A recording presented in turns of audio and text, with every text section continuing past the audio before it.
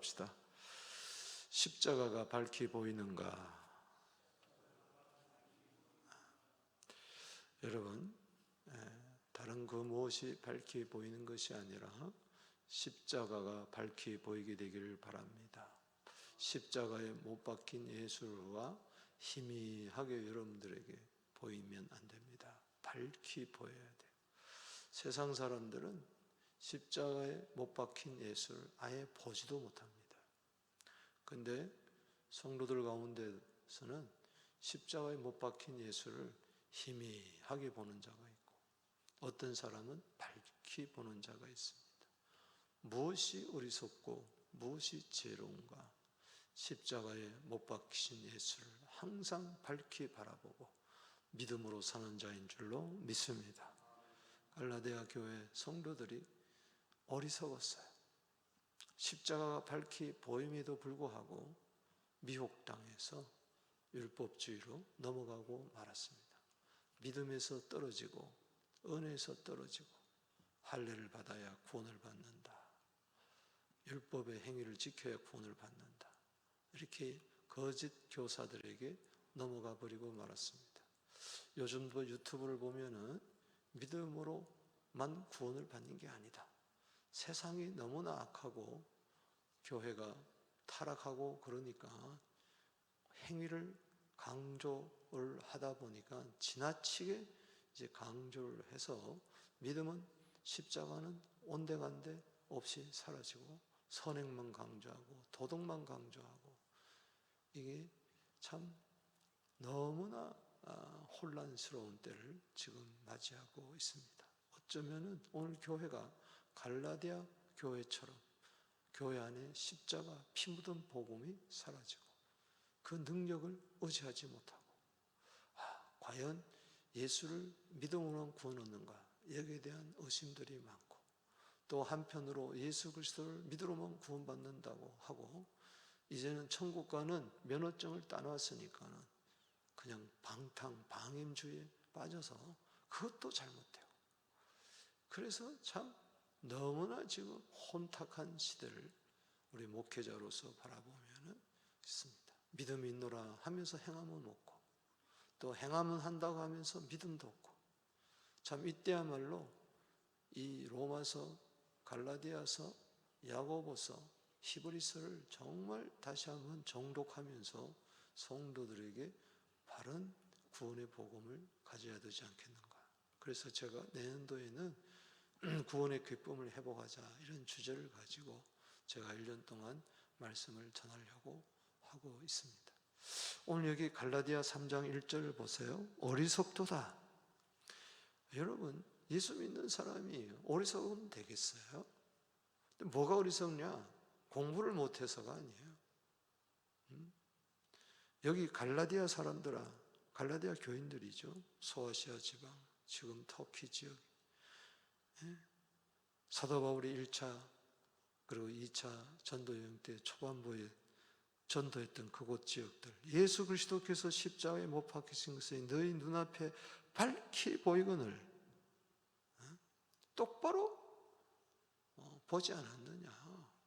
그런데 누가 너희를 꾀느냐. 이게 참 무서운 말이에요.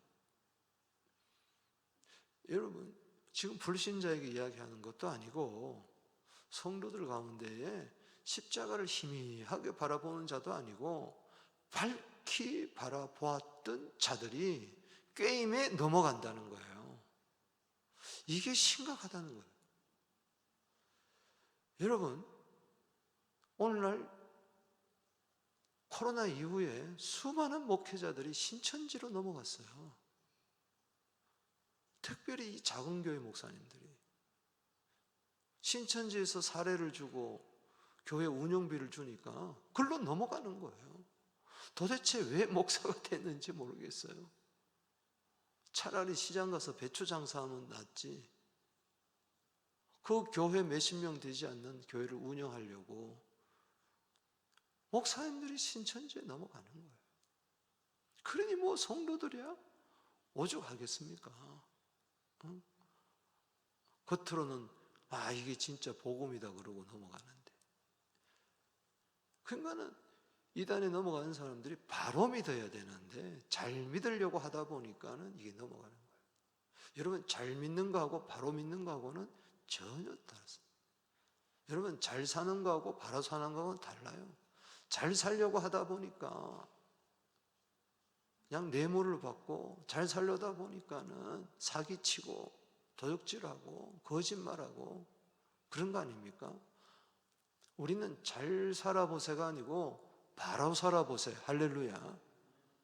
갈라디아 2장에서 복음의 진리가 우리 가운데 있다면 복음의 진리대로 바르게 행하라. 우리 살펴봤잖아요. 2장 14절에 그러므로 나는 그들이 복음의 진리를 따라 바르게 행하지 아니함을 보고 모든 자 앞에서 개바에게 이르되, 그러니까는 사도 베드로도 복음의 진리가 그 중심이 되면서도 이방인과 함께 식사하다가 유대인들이 오니까는 슬쩍 도망가고 외식하게 넘어가고, 그냥 복음의 진리대로 바르게 산다는 것이 참 그 당시에 베드로도 살짝 미혹된 거죠. 그러니 오죽하겠습니까? 여러분, 고린도서 10장 12절에 선 줄 알거든 넘어질까 조심해야 됩니다. 아, 나는 십자가를 밝히 본다. 그런데 어느새 보니까 미혹돼 가지고 신앙이 변질되고 괴물이 되고 하나님 중심, 교회 중심, 복음 중심, 말씀 중심, 사명되지 못하고, 신앙도 그래요. 교회 선택도 그런 거예요. 먹음직하고 보암직하고 탐스러운 대로 넘어가는 거예요. 선악과 따먹으면서 신앙생활 하는데도 모르는 거예요. 십자가를 밝히 보지 못하는 사람들이 꿰매 넘어가는 게 아니라, 여기 십자가를 밝히 보는 자들이 누가 너희를 꿰드냐? 절지에 믿음으로 구원받는다는 것에서 할례를 받아야 구원을 받는다. 이런 식으로 율법의 행위를 강조하는 거짓 교사에게 넘어간다. 오늘도 마찬가지다. 여러분, 이단에 빠진 사람들은 99%가 평소에 교회 다니는 사람들입니다. 불신자가 아니에요. 잘 믿어보려고 하다가 넘어가는 거예요. 그 잘 믿어보려는 게 뭐냐? 자기 개인주의지, 공동체를 생각하지 못하는 거예요. 나 혼자 예수 어떻게 잘 믿고, 나 혼자 어떻게 바로 잘 믿어보려고 그러다가 넘어가는 거예요. 잘 믿어보려니까는 여기 유튜브 찾아보고 저기 유튜브 찾아보고 이 교회 조금 저기 교회 하다가 자기 마음에 쏙 들 때 미혹의 영이 쑥 들어가 버려요. 미혹의 영이. 참 너무나. 그래서 몇 년 뒤에 보면은 전부 다 이상한 괴물이 돼가지고 그 가정도 그렇고 자녀들도 그렇고 피폐해져 버리고 만다. 그래서 여러분, 십자가를 밝히 보일 때 이게 내 중심이 아니고 공동체 중심, 사명 중심, 한나라 중심으로 좀 전체적으로 신앙생활을 하게 되기를 주 이름으로 축복합니다. 이 새벽에 나오신 분들도 마찬가지예요. 여러분들이 잘 믿어보려고 나온 건데 여러분 바로 믿게 되기를 주 이름으로 축원합니다. 아멘.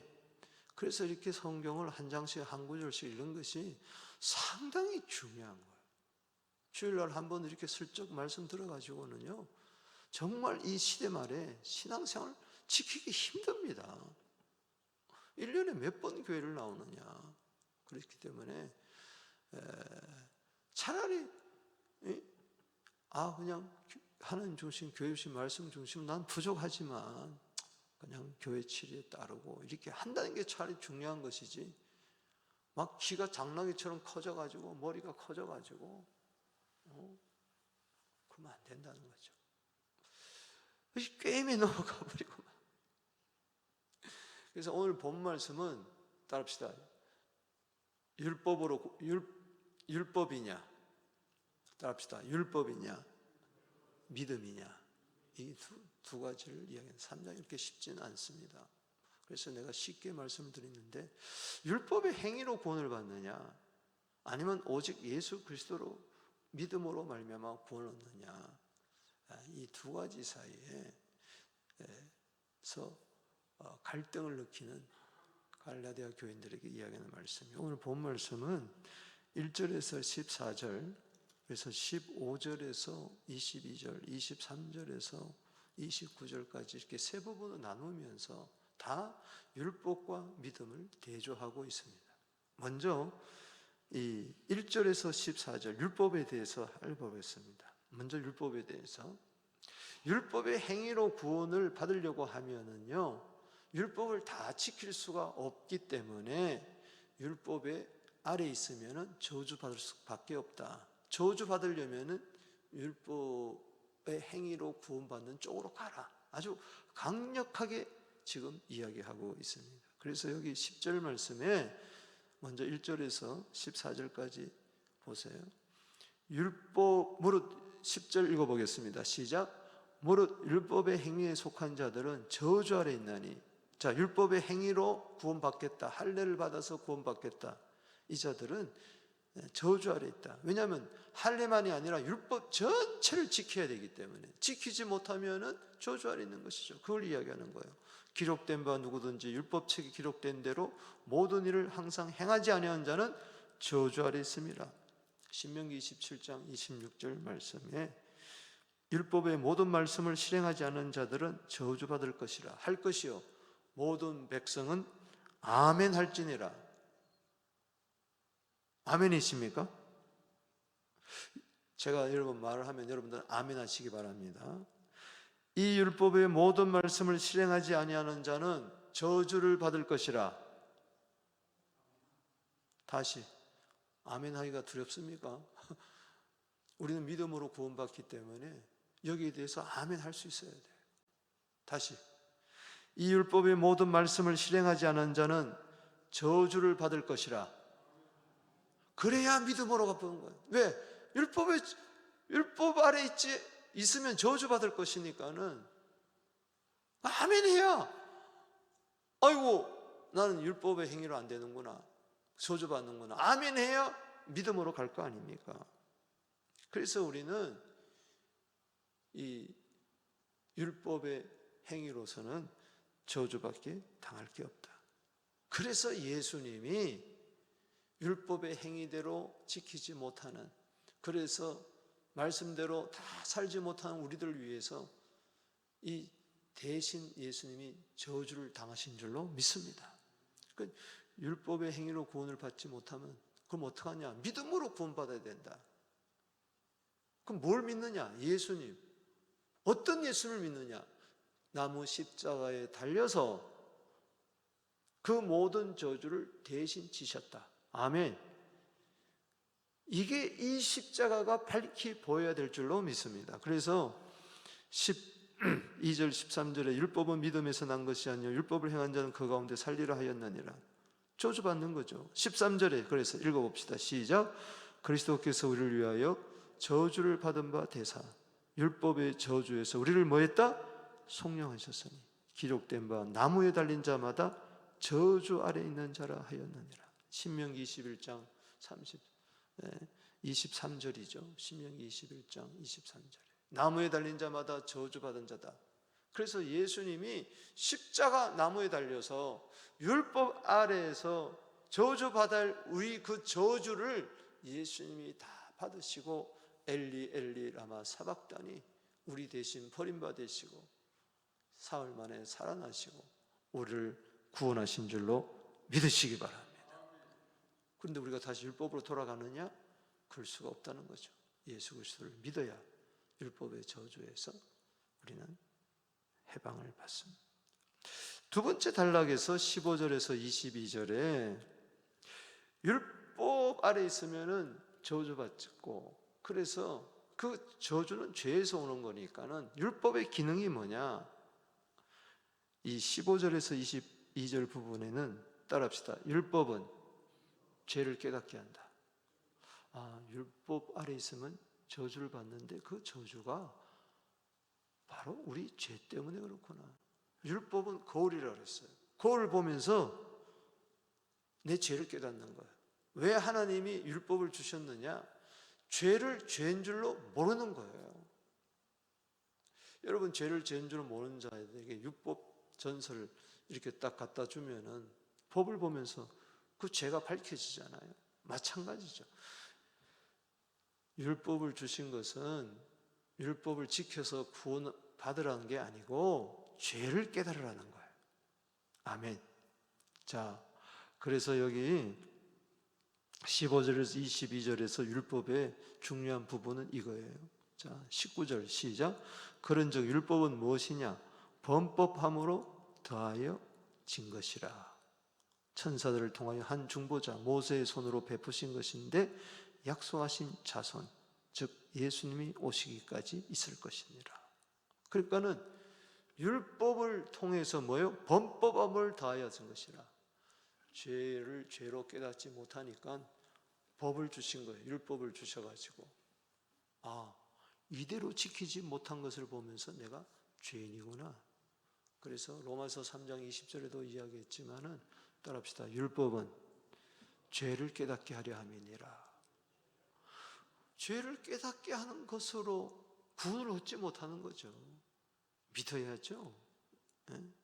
그래서 세 번째 율법의 기능이 23절에서 29절에 나오는데, 그것은 바로 뭐냐? 율법은 그리스도이기로 인도하는 초등교사다. 자, 그래서 여기 24절을 한번 읽어보겠습니다. 시작. 이같이 율법이 우리를 그리스도이기로 인도하는 초등교사가 되어 우리로 하여금 믿음으로 말미암아 어렵다함을 얻게 하려 함이니라. 자, 세 단락에서 율법의 핵심이 뭐냐? 기능이 율법 아래 있으면 뭐가 있다? 저주받는다. 두 번째, 율법은 뭐요? 죄를 깨닫게 한다. 저 저주가 죄로 말미암아 왔구나. 세 번째 율법의 기능은 뭐냐? 이 죄 문제, 이 저주 문제를 해결할 분은 예수밖에 없다. 그래서 율법은 우리를 그리스도로 인도하는 가정교사 역할을 한다. 그 때문에 율법의 행위로 구원을 받으려는 것은 엉터리다. 안 된다는 이야기죠. 그래서 누구를 말미암아 우리는 구원을 얻습니까? 예수 그리스도를 믿음으로 말미암아 구원을 얻는다. 아멘이십니까? 그렇다면은 믿음은 과연 뭐냐? 믿음으로 구원을 받는다는 게 뭐냐? 그것도 역시 핵심 구절이, 자, 한번 보시겠습니다. 1절에서 14절까지는 그렇다면은 믿음으로 구원받는다는 게 뭐냐? 자, 성령을 받는 걸 말하는 거예요. 자, 2절 말씀 보겠습니다. 시작. 내가 너희에게 다만 이것을 알려 하노니 너희가 성령을 받은 것이 율법의 행위로냐 혹은 듣고 믿음으로냐. 잘 받으세요. 예수를 믿음으로 말미암아 우리가 어렵다함을 얻고 구원을 받는다는 것은 성령이 내 속에 들어온 겁니다. 할렐루야. 성령 받아야 예수를 믿을 수가 있어요. 할렐루야. 이게 믿음으로 말미암아 성령을 받는다는 이야기는 다른 말로 말하면 성령이 오셔서 우리로 하여금 예수 그리스도를 믿게 해서 어렵다함을 받게 한다는 이야기인 것입니다. 율법을 잘 지켜서 성령 받았습니까? 아니면 믿음으로 받았습니까? 여러분, 사도행전 요한복음 7장 38절 말씀에 믿는 자가 받을 성령, 할렐루야. 다시 말하면은 성령으로 거듭나고 그럴 때에 믿음으로 말미암아 어렵다 되는 역사가 일어난다는 이야기인 것입니다. 그래서 성령을 받은 자는 특징이 바로 뭐냐? 예수님은 하나님의 아들 그리스도라고 믿어지는 거예요. 그래서 나는 율법의 행위로 구원받는 게 아니고 믿음으로 말미암아 구원받아 어렵다함을 되었다. 아멘.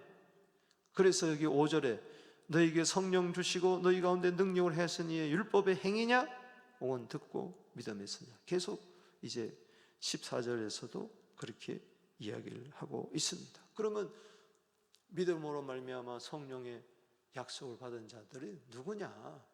그 자가 바로 예수 그리스도를 믿음으로 말미암아 어렵다함을 받은 자인 줄로 믿습니다. 그래서 여기 6절 말씀에 아브라함이 하나님을 믿음에 그것을 의로 여겼다 정한 것 같으니라. 그러니까는 구약 시대에도 아브라함이 성령 받아가지고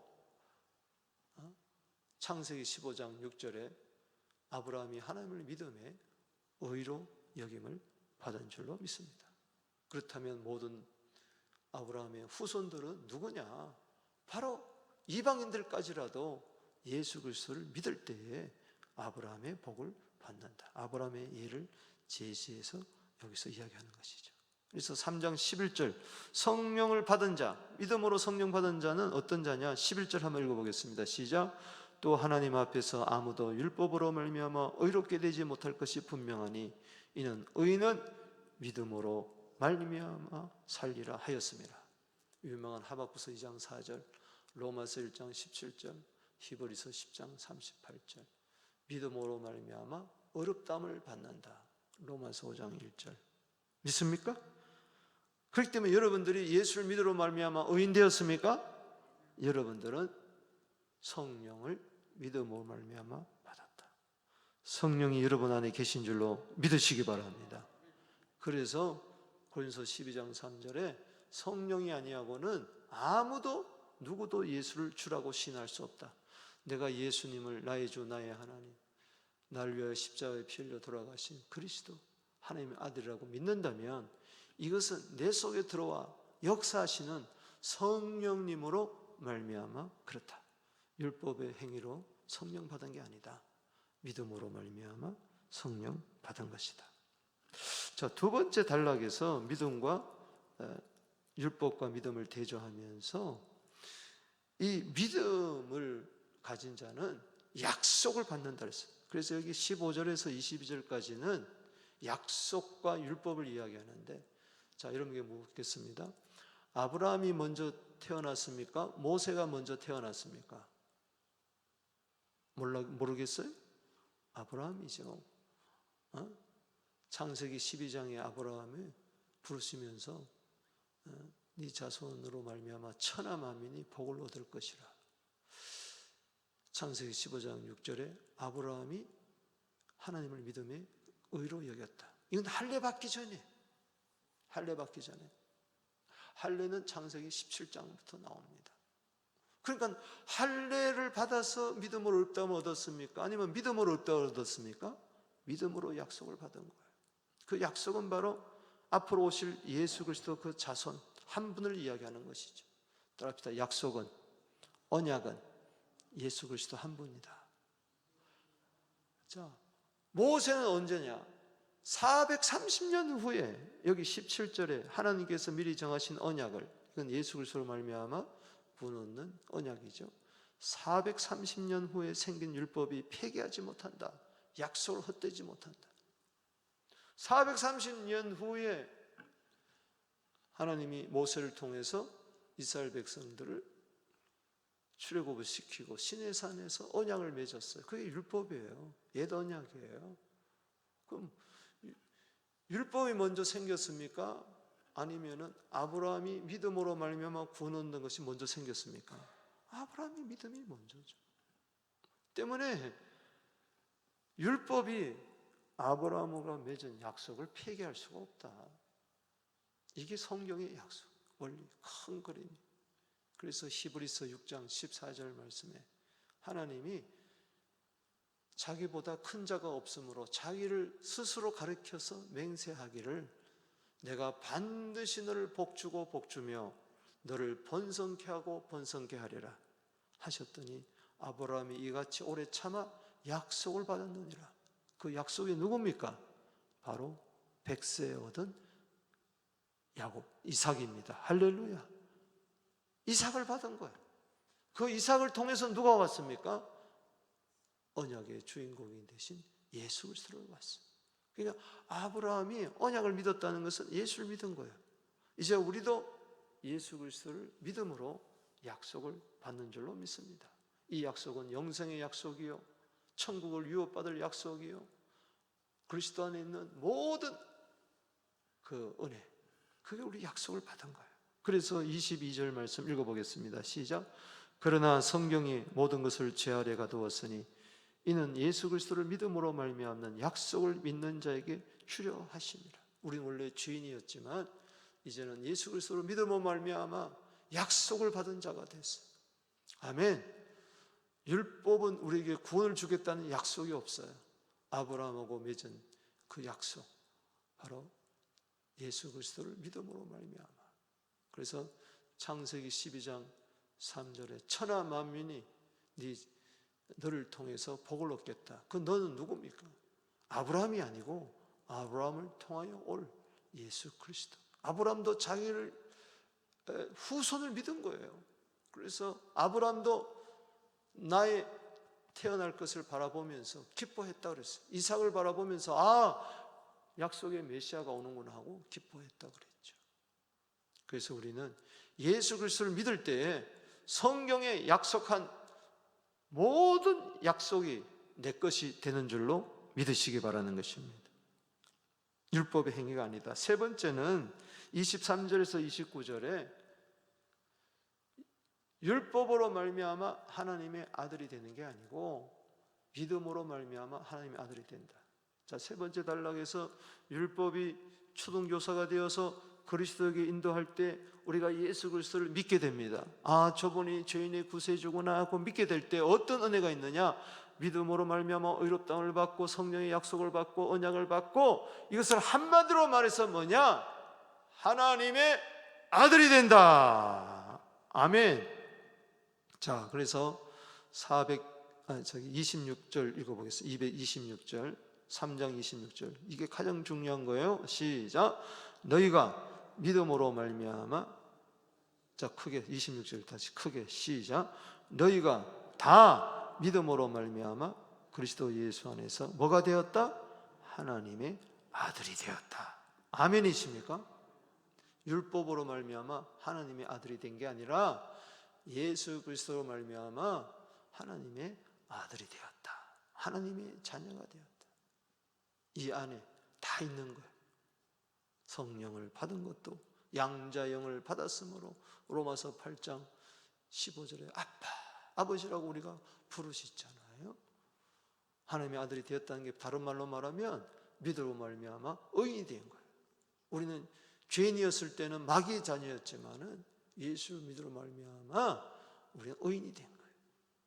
우리는 이제 예수 그리스도를 믿음으로 말미암아 천국도 약속받았습니다. 할렐루야. 예수님이 보증이 됐어요. 언약의 새 언약의 보증이 되었어요. 그래서 예수 그리스도를 믿음으로 말미암아 피로 세운 새 언약으로 말미암아 우리 믿을 때에 우리는 하나님의 아들, 딸들이 되는 줄로 믿으시기 바랍니다. 그래서 요한복음 1장 12절에 영접하는 자, 곧 그름을 믿는 자들에게는 하나님의 자녀가 되는 권세를 주었다. 아멘. 자, 정리하면서, 자, 율법은 율법 아래 있으면은 저주받고, 그래서 율법은 그 저주가 죄에서 왔기 때문에 율법을 통해서 죄를 깨닫게 하고, 그래서 율법은 그리스도에게로 인도하는 몽학 선생이 된다.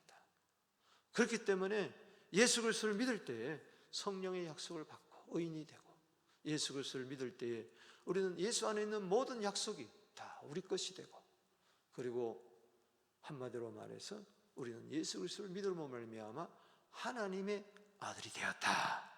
아멘이십니까? 그래서 우리는 이 다음에 죽자마자 우리는 막바로 아버지가 계신 그 아버지 집에 낙원에 들어갈 줄로 믿습니다. 주님 오시는 그날에는 우리가 한 줌의 흙으로 돌아간 우리들이 그리스도의 그 부활체처럼 우리도 부활되어서 영원한 새하늘과 새 땅, 새로 살렘에 들어갈 줄로 믿습니다. 십자가가 밝히 보이게 되기를 주 이름으로 축원합니다.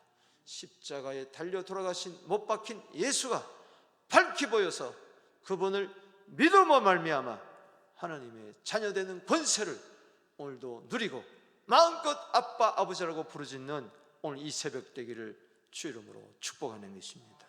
두 손 들고 우리 기도하며 나아가겠습니다.